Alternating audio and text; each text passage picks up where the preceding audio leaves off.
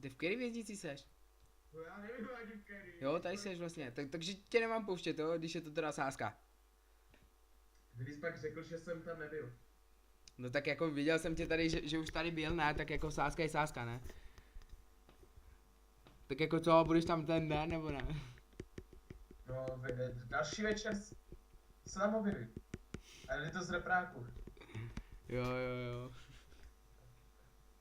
Potom mě tam zavřeš a řekneš, no Ondra škemral, ale nepustil se ho. Jo.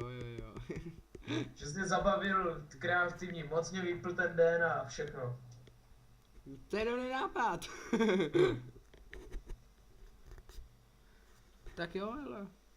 Tak super, ne, dneska. Tak jo, tak já tě tady nechám, jo, já jdu. Ne. Jo, já už jdu, tak papa.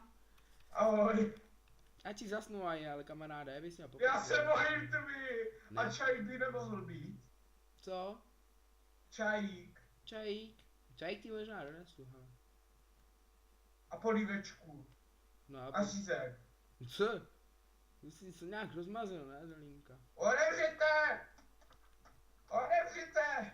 Klepu ti na dveře. Tyš. Já se bojím. Ještě tady je světlo. Já vím. Ještě je světlo. Ne. Odevřete! Kurví, neodevřete, já rozbiju ty dveře. No jo, ono to píše, že večer můžu jenom spát. A on mi vypl, ještě, že mám krompáč.